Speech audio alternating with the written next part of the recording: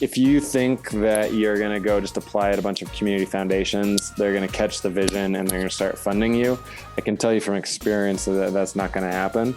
But I think a lot of people think that, like, if you're a nonprofit, your fundraising efforts are grants. We're just going to apply for grants, but what I've learned, most foundations are fairly risk averse. They don't see themselves necessarily as like entrepreneurial foundations. There are exceptions, but it's almost always a requirement that you can show impact, that you can say, like, I'm going to use your money to do what I say I'm going to do. And here's how you know that I'm telling the truth. And so who you're talking to, angel investor is kind of the maybe common investment businessy language, but I think what you said earlier is right, is really what you're doing is you're trying to find people, like actual humans, not organizations, who you can communicate vision to, who will be excited,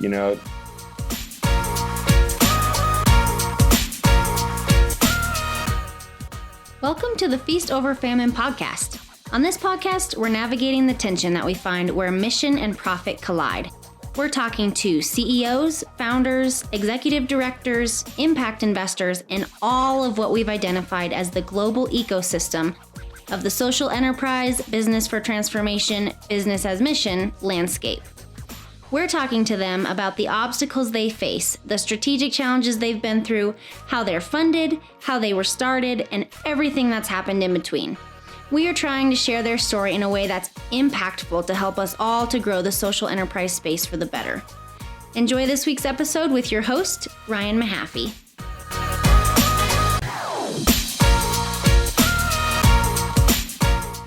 What's up, everybody? Welcome to another week of the Feast Over Famine podcast. We're stoked you guys are here and really excited for this week's episode. We just finished our burnout series of everything going on with that 3-part series with Erica. And now we're going to talk about kind of, what the difference is between fundraising, earned income, how to investment, how to look at that in different seasons of an organization. And I'm stoked because we've got Andy Magel here, founder, executive director of Mile High Workshop, who's a podcast regular at this point. I think, Andy, right? Yeah, I think this is number 3, if I'm not mistaken. Yeah, we got to just like every season have an episode with Andy on it. But dude, I'm stoked to be diving back in with you again and having this conversation. So welcome. And how you doing? Yeah, thanks, man. Appreciate it. It's good to be here. I think it's reminding me that I was on episode 0. Oh yeah. So I don't know what episode number this is, but it's an honor to be back. Oh man, this will be like 68 or something. All right. That's amazing. Yeah. So 0 to 68, we should have put you on 60. That way we could have said 0 to 60 and it would have sounded really cool, but we missed the boat on that one. That was a real missed opportunity. Totally, man. Totally. Well, before we kind of dive into everything, so really, the context of this episode, as you and I were talking, is like what we could talk about that's valuable is just the different seasons of organizations and how sometimes fundraising is more important. Sometimes it's earned income, early stage, how do you navigate that? And obviously you've grown an organization over, around 10 years now or more, and through different seasons of that. So I thought you could share some of your guys' story on that. But before we press into all that kind of stuff, why don't you give everyone, because not everyone's heard every episode, not everyone knows about the workshop. Why don't you tell everyone a little more about Mile High Workshop, what you guys do, the season you're in. You obviously just moved into a new building, which is killer. And yeah, give a little bit of that overview and some context there.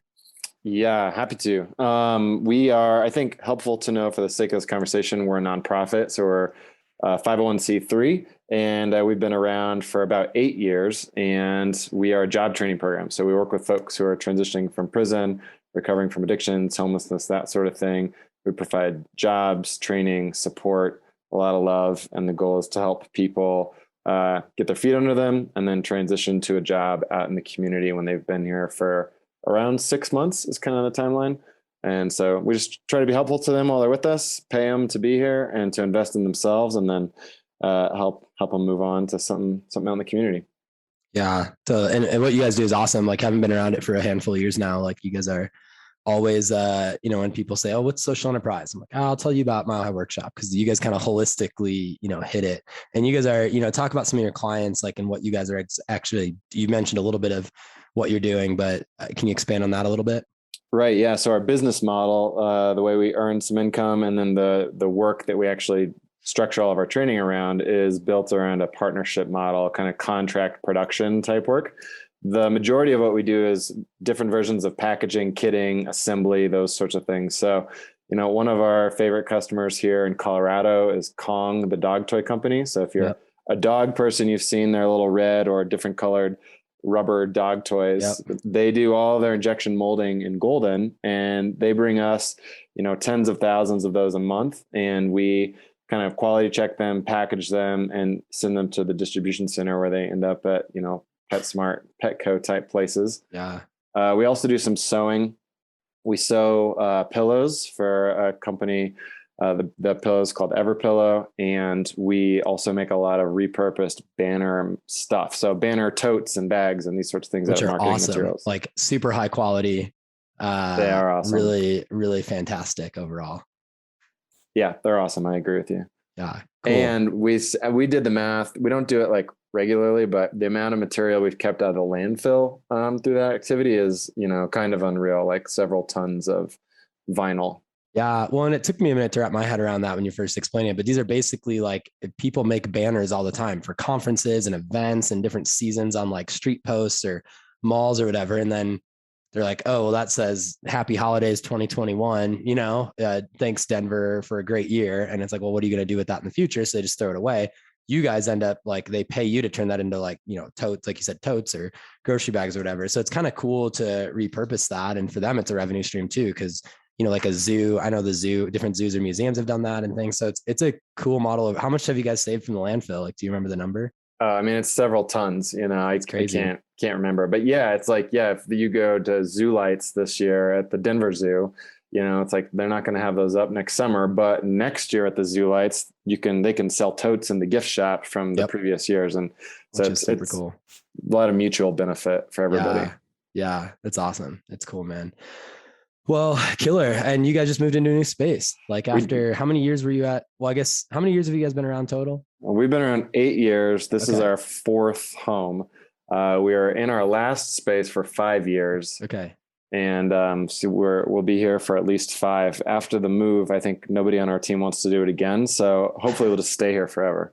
I feel like that's just a general sentiment of most humans is after a move, you're like, I'm never doing that again. Maybe after like 2 or 3 years, you're like, I could probably pull it off, but there's definitely a recovery period, Yes. No, it was exhausting. We have about 20,000 square feet in our space here, and so we moved that much stuff, and it's just it was a real chore, but we love the new home and it's awesome. So it was totally worth it. Just not in a hurry to do it again.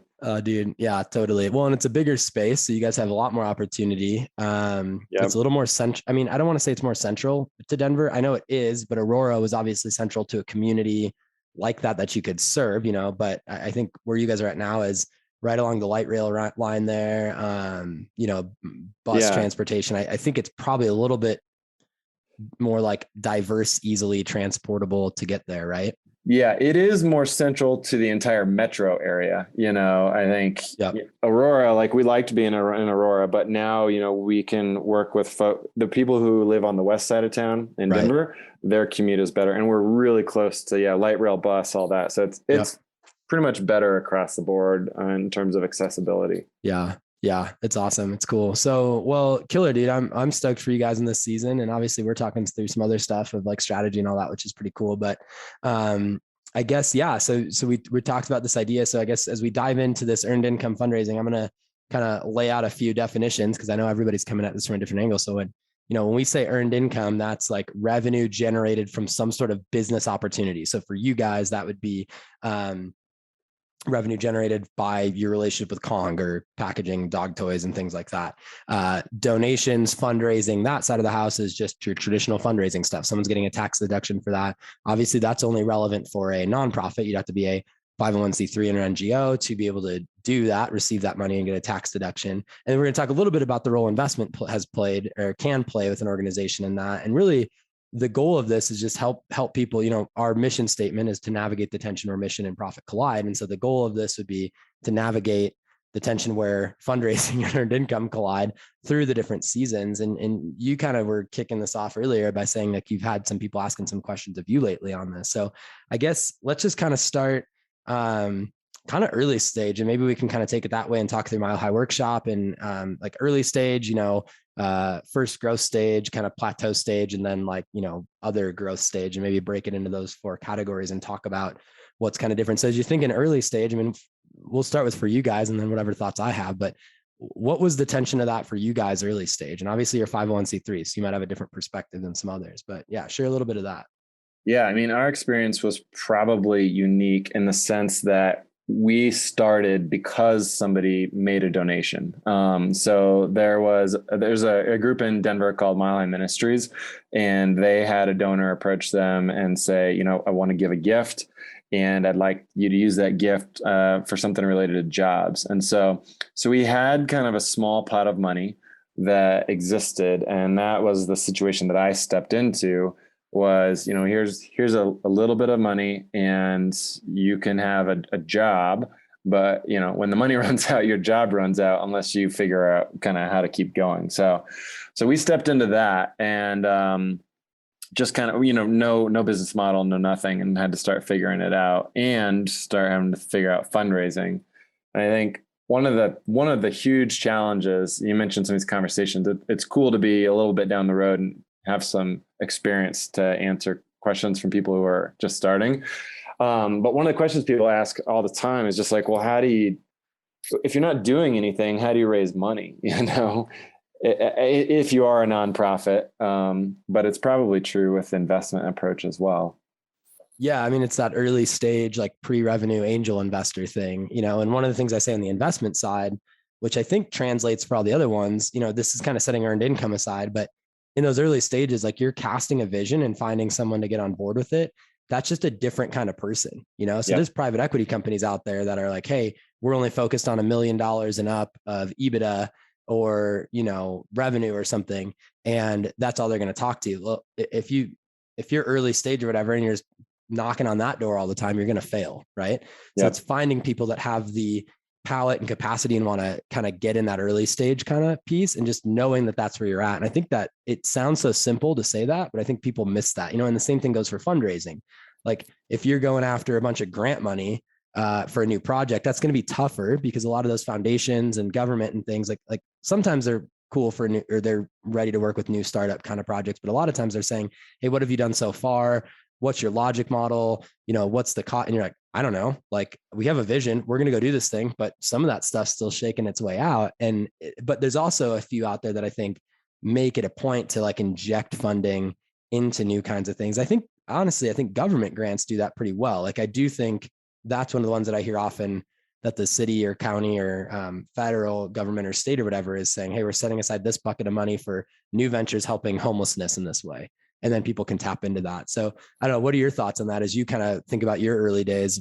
Obviously that was the case, or maybe other organizations, what are your thoughts on that? No, you're totally right. I think coming from the nonprofit side, the perspective, if you think that you're going to go just apply at a bunch of community foundations, they're going to catch the vision and they're going to start funding you.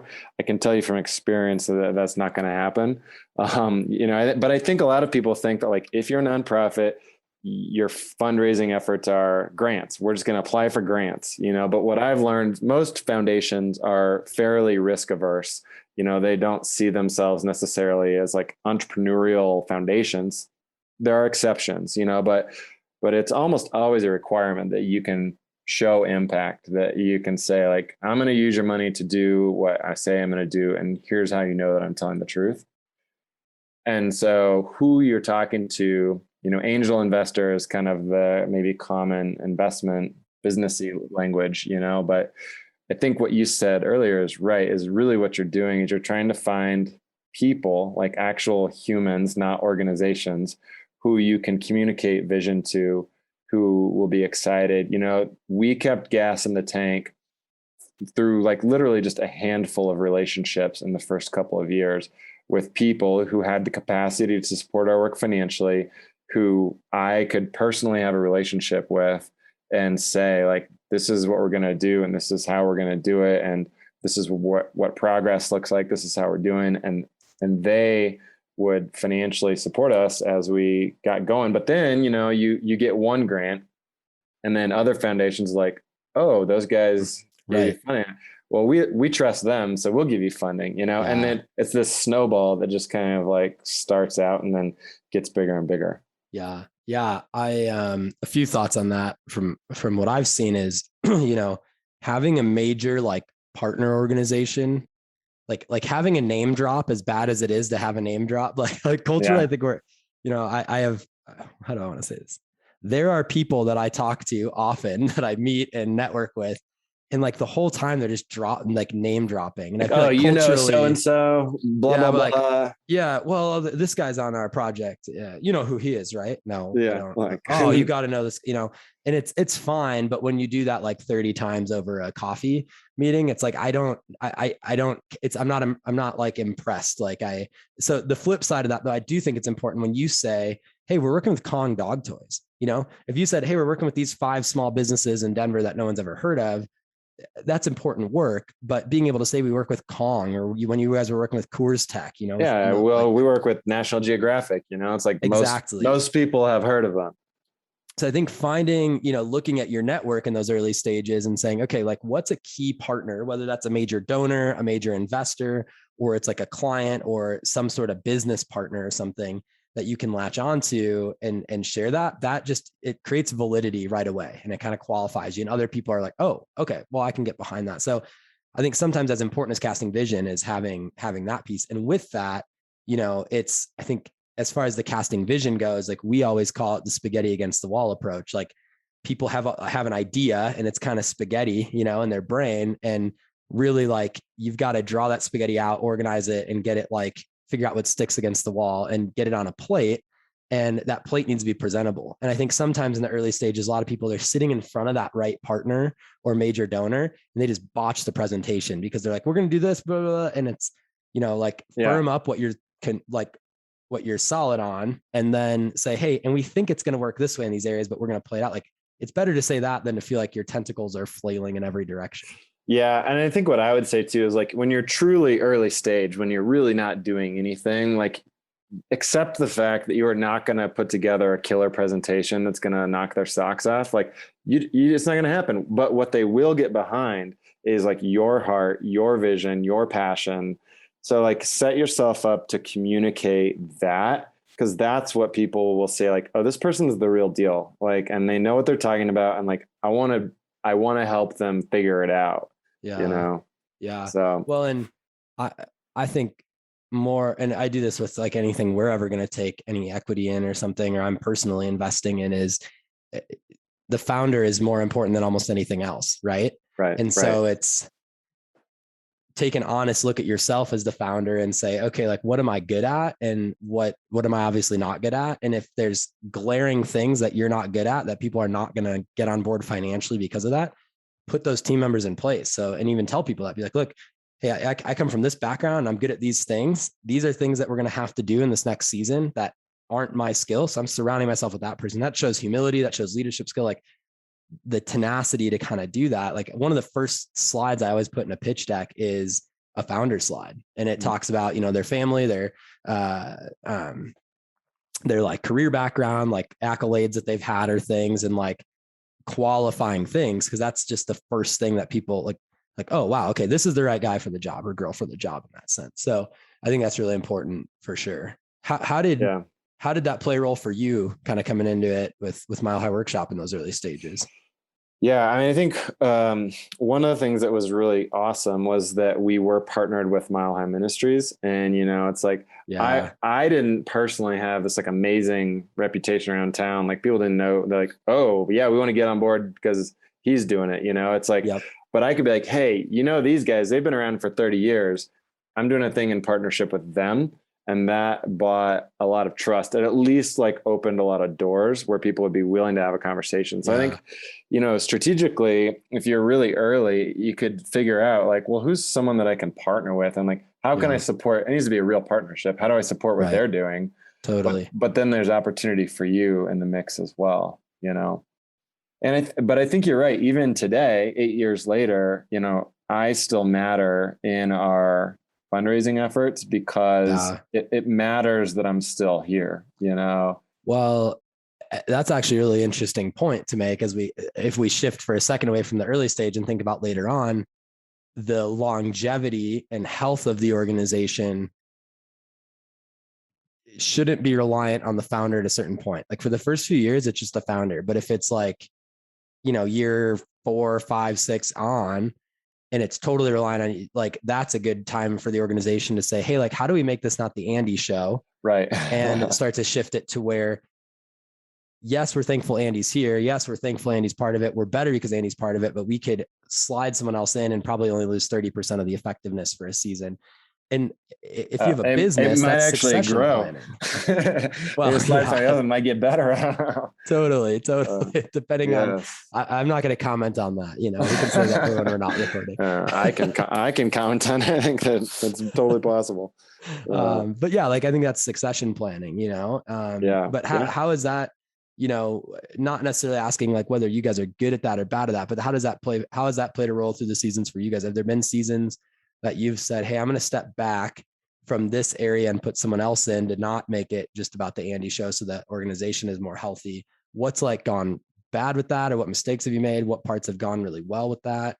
Maybe you're like, dude, I haven't tried that at all. Like, no, I mean, I think it depends on your audience, right? I think it depends on who you're talking to. There are some people who've been part of us since the very beginning, and like, I have personal relationships with them now, and it's just a whole different ball game. But I think, from the kind of community foundation grants perspective, the fact that I'm still here is a benefit, but it's not about like what I think or what I want us to do. Like the organization stands on its own feet now. It isn't just like, hey, this guy has an interesting vision for what he wants to do, so we want to get behind it. It's like, well, no, we actually, we are in that stage, to your point, kind of talking about later stage, like we do have history and track record and data, and, we can talk about all of that stuff. So, but, we did an event here at the shop a few weeks ago, an open house in our new location. Yeah. And I was really intentional about removing myself from as much of it as possible. So, we did a tour, but the people who managed the various pieces that we looked at were the ones who talked about that space and kind of led that tour. And then we did like a conversation with a couple of program graduates, but I didn't facilitate the conversation. I wasn't in it, so and try to like hand that over to other people because their perspective is sometimes even more powerful than mine, Totally. I have one view on it, but other people's views at this point are really compelling too. Yeah. Well, and if you're an entrepreneur, I mean, this isn't the case necessarily for you guys, but as an entrepreneur and even a social entrepreneur, you want to pull yourself out, like selfishly. True. The more you pull yourself out of it and it's still profitable, that creates the time and financial freedom that frees you up to go do other things or to not do anything, or whatever it is. So I think there's like, it's just a good decision all around to take that perspective. And it creates a better culture too. Like if all of the participants in you guys' program and everyone working in the shop, like if you're the one going through the tours all the time, and doing all that, and they're just on the sidelines, like it's the Andy show and they're all on display. And I don't want to say it that way, but I also think that it can be perceived that way and be really, really like negative for people that are like seeking to thrive in a new season. And so involving them in it and creating a culture that I think is something you guys have done really, really well. Every time I go in there, it's like, hey, here's this person or this person doing it. And I think you've always done that really well. So, and I've seen organizations not do that well. No, you're right. It isn't, it's not a given that will be the case, but it's always felt important to me that was true here. So I'm glad you feel that way. Yeah, totally.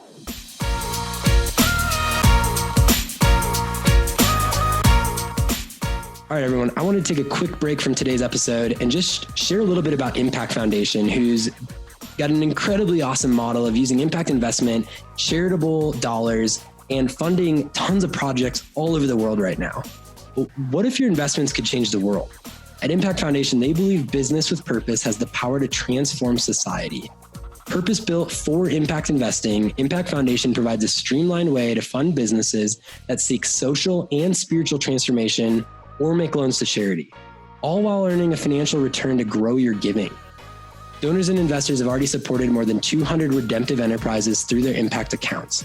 They provide needed fuel for companies that exist as a force of God's redemptive work in the world. To learn more about what they're doing in their Kingdom Impact Investing model, visit impactfoundation.org.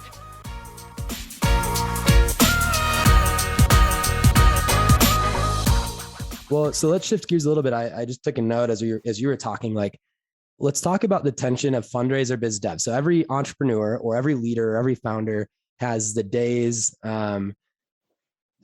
weeks, or months where it just like sucks. And you're like, how am I going to meet payroll this next few weeks? Like, how, we're good now. How am I going to meet payroll in 2 months? How are we going to survive this? All that stuff. And so as a 501c3 nonprofit social enterprise, you sit there at your desk and you're like, okay, what am I going to do about it? So for me, like if I'm in that situation, I'm going to go do a lot of networking and sales calls and just connect with people and all that and find an opportunity. I don't have the option to go fundraise. So it's really clear to me, go do biz dev, go do business development, go do sales. Like that's your option. Right. But for you, you're at a crossroads where you're like, okay, I can go fundraise. I can go call up a few major donors and grab some lunches. I could throw an event. I could do this. I could do that. Or I could go do some marketing to get new clients, and on the fundraise side, it's more immediate, but less sustainable long-term. And the biz dev side, it's going to take longer for that to shake out, but hopefully it's more sustainable. So how do you and I think this is really important, like from both, I guess I'm asking how has that looked like for you to make those decisions? And from an advice perspective for other people, what have you learned over the years of when you're at those crossroads, what to decide? Yeah, you're totally right. I mean, I think every business structure has their own version of this, and I think, yes. And there have been times where like we were not going to make payroll and I've had to make fundraising phone calls that were very uncomfortable, Mm-hmm. and I didn't like being in that position. But I think the unique thing about being a nonprofit is that we do have multiple levers that we can pull. And so I think what we've had to learn is kind of how to pull both of them and when to do that. I think the COVID pandemic is an interesting illustration. We lost a lot of our sales because, just like they were in industries that did not thrive during the pandemic. Everything shut down. Yeah. Right. But many of our donors care about our work and stepped up. So like our donor base really grew while our sales shrank. But, I think we're aware that, to your point, that's not sustainable. So we're really working hard to invest in our sales. So like now that the world, I don't know that it's stable. But we're recording this on the day that the mask mandate went back into yes, back everyone, Colorado, so everyone here has masks again for the first time in quite a while. So it doesn't feel rock solid, but it feels like there's at least more opportunity than it has been. Yes. So we're investing more in our sales efforts right now because that's where the opportunity is. And so the buck kind of stops at you for that stuff, right? Like, I mean, you've had a team throughout the years. You've had times where, times where Kelly was really in charge of sales, and you've got team members kind of in charge of helping with fundraising at different seasons or different things but really like that burden's on your shoulder. Like if you guys miss payroll, that's on you, right? So you have a different responsibility as the leader. Obviously, like you can pull each lever when I'm sure there's been a day that you've been sitting there and it seems equally advantageous or equally disadvantageous to pull either lever. How have you made the decision to do that? Like, do you play in on your skill set and say, what am I more equipped to do?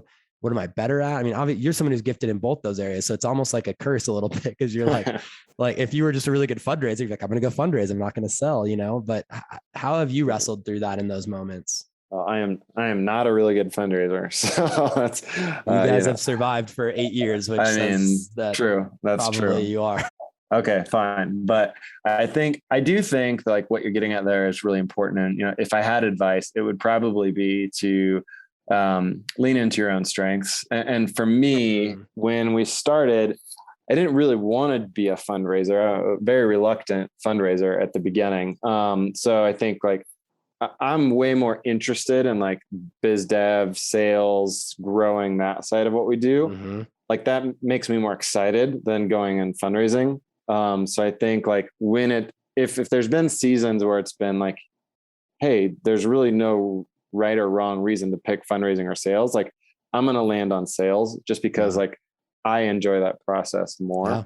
Yep. And I think that would be probably true for everyone. Like sometimes you just got to do what you got to do. If it's the fourth quarter and it's a fundraising season, then like you're leaning hard into fundraising, But if it's the middle of summer, and you could do whatever you want. I would say like play to your strengths, you know? Yeah. Yeah. How do you not, we talk a little bit about scarcity mindset every once in a while, right? Like, Right. how do you not, I'm trying to figure out how to say this, and I might just say it how I'm thinking. How do you not half-ass running a business, and as a result of that, like, use being a nonprofit as a safety net or a crutch that a normal business wouldn't have, right? Because it's really easy to be like, well, we tried, but we didn't quite hit our goal. That's okay. Like, we can go get fundraising and it supports us. And really, like, that's almost going against the core convictions that cause you to want to start a social enterprise. I'm not saying that fundraising is bad. I'm just saying I know organizations that sometimes use that as like a get out of jail free card for lack of performance. Yeah. So like, how do you, and again, I sat here trying to find a way to perfectly say that. And then I just said it the way I normally would. So people are probably 60 something episodes. People are probably used to that on this podcast, but how, like, has there been seasons where you've caught yourself in that tension and had to, like, push yourself a little, or what does that look like? Yeah. I mean, I think we've all bought products at fundraisers because it was for a good cause, and then not been very pleased with it, in the long run, because it's just like, oh yeah, this is just a little, dinky thing I bought for a good cause, but it kind of sucks. And I think like it's been a commitment to not being that, and there probably isn't a formula, but I think one of the things that we've done, when we put our values together as an organization, which we did really early on, and we talk about pretty constantly at the shop, we made sure that it wasn't just all kind of soft values, like the good feel good stuff. Mm-hmm. But, one of our values is excellence in our work. We may talk about like kindness and love and all these things, but like at the end of the day, excellence refers to like the way we live our lives. Like we hold ourselves to a high standard, but we also hold the work that we do to a high standard. So we just kind of set that as the expectation. Have you put any like checks and balances in place for yourself on that? Like, I had a conversation, I'll share this on the podcast. Like, I had a conversation with Kira a few weeks ago, or I guess a couple months ago. And I was like, yeah, like, we've been in a season of getting a lot of referrals, and it's been really, really cool. Right. And so I haven't been doing as much sales, because every time I go to kick up the sales, I end up with my calendar really busy, and then a referral comes in, and now I'm like, I can't put my focus into the clients that we've committed to. And so it's been this weird kind of balance. But I was like, hey, yeah, we're a little light on that over, a couple months out. Like, and Kira said something jokingly to me, like, well, maybe it's because you've been sucking at sales or something, as a wife, just kind of like saying that. But in some ways, jokingly, I was like, yeah, you know what, maybe we should probably press into that a little harder for like a few months and reconnect to some of our network, because we haven't been able to do that because we've been focused on clients. So there's checks and balances, whether that's a coach or their team members. As a leader, though, it's harder to find those checks and balances because you're not getting a performance review from anybody. You kind of have it from your board, but most boards are, 10,000 or more, 100,000 foot view, and not super helpful on that side of things. So for you personally, like, how have you built an accountability to keep yourself performing at a high level, so you're not relying on fundraising as a crutch, but you're also performing high at it and you're getting the biz dev? Like, what does that look like for you? Well, I think as a nonprofit, nonprofit world's kind of scrappy. To be fully honest, I wouldn't say that I have like really awesome internal practices for that. I've definitely been guilty of kind of like, putting out fires and tyranny of the urgent, and that kind of thing. Like, that's like garage doors getting hit with a forklift. Yeah. I mean, yes, you just got to figure out how to do it. But I think probably the most helpful practice that we have is that we have a weekly leadership meeting. So a small leadership team that meets every Monday, and just kind of standing item on the agenda is, like, what's the sales update, and what, how are we looking there, and how are our financials, and that kind of stuff. And so like, just, I think probably inviting other people into the process and kind of hearing their voice has helped make it not just be like, well, what do I think we should do right now? But we have other people who are speaking into that. And that's been helpful for me. Yeah, that's awesome. Yeah, no, thanks for answering that. Cause I know that's kind of tough sometimes, but I do think it's important, because I've seen organizations that don't focus on that and don't have the accountability, and they just kind of run. And they're like, wait, we've been working really hard, but we're not getting where we're going, and they're not focusing on the right things because that's not their skill set or whatever. So it's cool to hear that for different pieces. So I guess kind of the last piece, and then maybe we can I say too? Oh, Ryan, go ahead. I think the best decision we've ever made is to partner with Feast Over Famine Consulting Services for strategic purposes. So, I just want that. It's a free commercial. Well, thanks, dude. I don't know. You guys get a unique perspective because you are our first social enterprise focused client for the most part.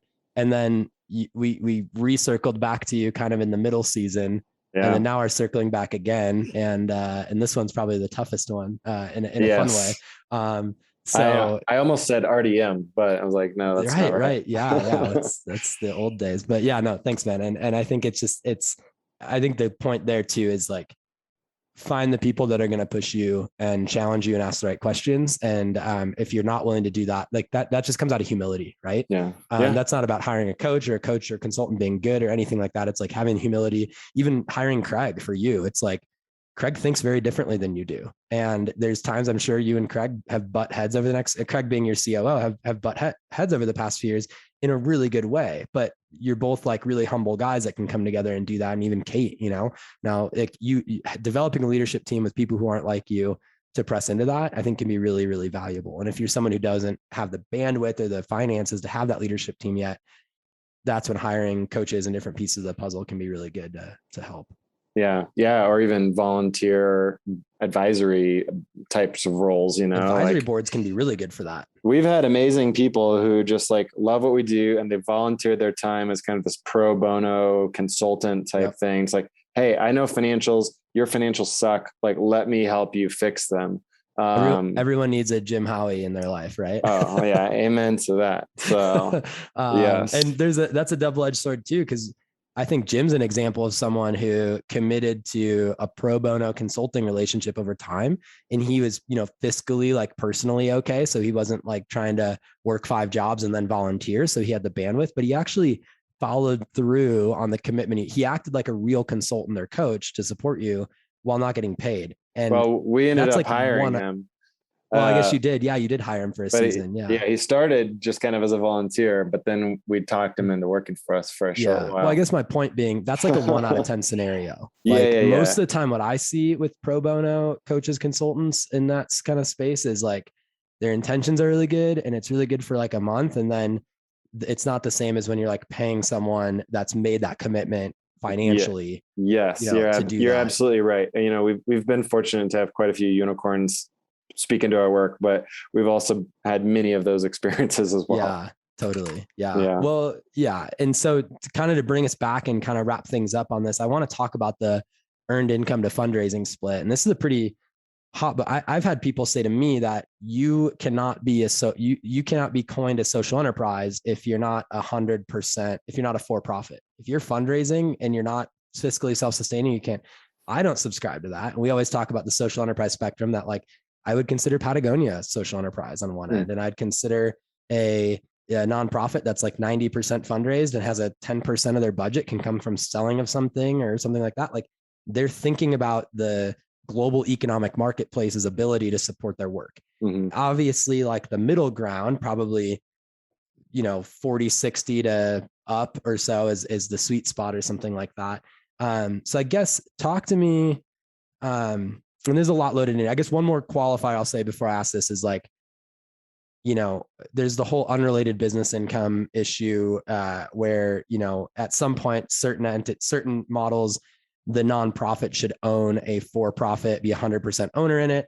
And that you might just pay taxes on that because it's only partially related. And we can do a whole separate episode sometime on that. But just for people listening to know that as you push into that, like 85, 90% earned income space, like that starts to become the conversation just because you don't want to get in trouble with the IRS, and there's ways around that and all sorts of things. So that's the only other qualifier I'll put out there. But from your perspective, Andy, I mean, this is something you and I have talked about a ton. You've wrestled through it. You've had seasons where you've gone from one extreme to the next. How have you over the years, like how has your mindset changed on what's appropriate for that? What is the metric you use for yourself? And if you slip from that, like what's your kind of response to that? You know, are you like, wow, we're sucking? Or are you like, wow, I look at it as kind of over the course of a year or of 3 years. Like how have you managed that piece of the puzzle? And I know I asked you like 5 questions in one, so you can just answer them how you please. Yeah, no, you're right. I mean, when we were first getting started, my communication and my desire was that we would raise all of our budget through earned income. And maybe not raise, we would earn it through the production work that we do, that we would need fundraising for a short season. We'd get our legs under us, and then we'd just pay for everything ourselves. Well, I think what I've learned, and I've met lots of other organizations around the country, at least those who are nonprofits and operate similarly, that's virtually never the case. Like almost every, at least job training, social enterprise is fundraising some. And I think what it comes down to is like the level of care and support that we want to provide to people just doesn't fit. And the inefficiencies that we have because of the service we provide, it's just not going to happen. And so I think the holy grail for us, you know, what we're attempting to achieve is about 70% earned, 30% donated. And then pre-COVID, we were about 2/3 earned, 1/3 donated. Now we're like 50-50 because like I said, our donors have really stepped up and sales have dropped. But, you know, our goal is to get back to that kind of 70-30 thing as the world hopefully stabilizes someday. Yeah. And you guys are pretty close to that as at 2/3. I mean, that's like 66% as opposed to 70. So you guys were able to hit that. And were there times that, you know, if that was kind of your goal and what you'd preach from the beginning, you know, I think about moments when like big clients like Acora or certain things happen in the organization and for a season you drop. How was that emotionally for you as a leader? You know, if you're kind of preaching this like, hey, 70-30 and we finally made it. And now you kind of feel like you're going backwards a little bit. I think that's somewhat realistic in this world, but how did you handle that for yourself? I mean, it was difficult. I think it was emotionally difficult. It's a difficult thing to communicate to funders when they're like, well, why aren't you doing what you said you were going to do? Like I was, just give me a break. Like trust me, we want to. It's just like, this isn't the reality we want right now. But, you know, I think, life happens and you have to be able to respond to it. And, you know, I had my moments where when those things would happen, I would get sad and, you know, sulk around a little bit. But, you know, at some point we have to kind of figure like, okay, like we accept our reality and we decide how to move forward from here. I think your version of getting sad and sulking around a little bit was going to the workshop and whittling with wood or making some new product kind of thing with a laser etcher. You were doing something like that. I think that's the Andy version, right? I've tried to invent some products on a laser before. Yes. To very limited success. Yeah, that's funny. Well, cool, man. Yeah. I think all that's helpful. And, you know, I think you brought up a really good point on the programmatic piece, like what role that plays. We've had client projects on both ends of that where we're building the financial model and then we say, okay, do you want to, like, how big do you want your program to be? Because you can run this, like you could go run a kitting fulfillment center, everything you guys are doing without the programmatic side and as a for-profit and be profitable. And I could ask you and say, okay, well, do you want just like, if your net profit margin is 25% a year, do you want to trim off 10% of that and still be profitable, but do some social good? And that would be okay. Mm-hmm. Or do you want to, you know, trim off the 25% of net profit you have and what your vision for programmatically serving people is bigger. So we're going to eat another 25% in and do that. And so I don't think either answer is right or wrong. I just think it's a decision point to make. The worst part is not the worst part, but my hope is that we can, or someone doing what we're doing can talk to every project before they start and help them navigate that decision. Because you and I have people in our network. You're probably tracking with who I'm thinking of that. I wish they would have been a for-profit from the start because they don't need any donations anymore and they're just stuck. Right. And I know others from the other side and it's like, man, like and that's why we're doing this episode. Right. But I think it's not black and white. It's a piece to figure out. And the reality is, like, if what we desire is like a whole and healthy community, there needs to be all of, like, every iteration of that has a place within that, you know, that community. So yeah. And that might just be a business like, Patagonia, maybe they're a good example, like that's making a ton of money, but dumping a ton into climate change of investment dollars and into that kind of space. They're also a thought leader in it. So that's why I said maybe that's a bad example. Or just a small business. I was going to say, like, you got so many local companies who, like they're just running a normal business, but they care about their people. They invest in their people. They create a really great culture and work environment, like that's an amazing piece of the puzzle as well, Yep. Yeah. It's all in there. Yeah. And so I think that's I think we tackled that hopefully in a good way. That is helpful. But dude, this is always fun. This is always a blast. I love it. I think I hope that this is helpful for anybody listening in, and we'll continue to have you back on. And if anybody, maybe we can do like a questions for Andy mailbag, like once a month or something. Since you're such a regular, and we'll just have you on as like a segment of the podcast. People can just send questions to Andy and get some insight. I would show up for that. So that's funny. Yeah. And I mean, if people have questions along this conversation, like I'm happy to provide additional thoughts too, Yeah. So, well, you've basically taken a very non-selfish approach to this, like selfishly really quick. Like, how do people support you? Whether it's, I know you've got these social impact boxes for Christmas time. This episode's been coming out maybe a little late for that, but if people want to support you in a number of ways or get in touch or get involved, like what's the best way to do that? Yeah. I mean, on topic here, they can donate to us if they'd like to, on our website, which is milehighworkshop.org, but they can also go buy a Kong for their dog, or they can buy a pillow, an Ever pillow. They can buy that supports us. There's a handful of ways that people can make a direct impact on our work life here. Yeah, totally. Cool. And are you guys going to keep doing the social impact boxes over time, or is that just going to be a holiday thing? Well, we launched it as a holiday thing, but it's going really well. So we think we're going to at least have some version of it available, kind of ongoing, and see what happens. I'm stoked about it. Yeah, it's pretty cool. Do you want to share what that is really quick? Yeah, no, it's just a gift box that we curated in partnership with lots of our friends around the country who do similar work. So it's got just a variety of home goods from other job training social enterprises around the country, and we're selling those for the holidays. Yeah, it's killer. Awesome, man. Well, thanks for being on. And we'll have you back for sure on future seasons. And yeah, dude, take care. Cool. Thanks, man. See ya.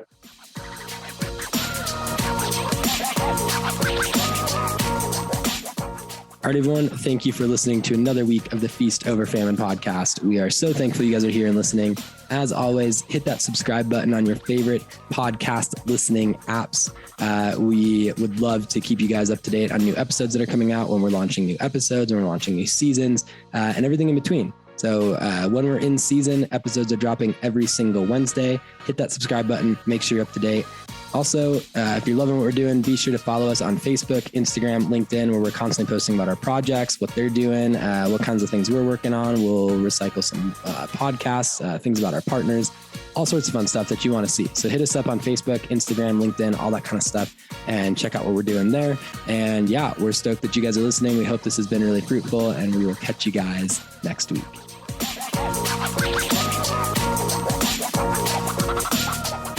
And lastly, as you guys all know, we always talk about all sorts of things with impact investing, investment opportunities, entity structure modeling, how projects are getting capital. And as a disclaimer and a reminder, Feast Over Famine does not provide legal, tax, accounting, or other professional advice.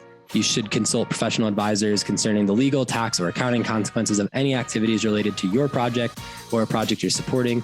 Feast Over Famine doesn't consult, advise, or assist with the offer or sale of securities in any capital raising transaction. We don't do that for the direct or indirect promotion or maintenance of a market for any securities. And Feast Over Famine does not engage in any activities for which an investment advisor's registration or license is required under the U.S. Investment Advisors Act of 1940 or under any other applicable federal or state law, or for which a broker's or dealer's registration or license is required under the U.S. Securities Exchange Act of 1934 or under any other applicable federal or state law. So there's your investment disclaimer. Hopefully that's helpful if you need it. And if you ever have any questions on that side of things, don't hesitate to reach out to us. Take care.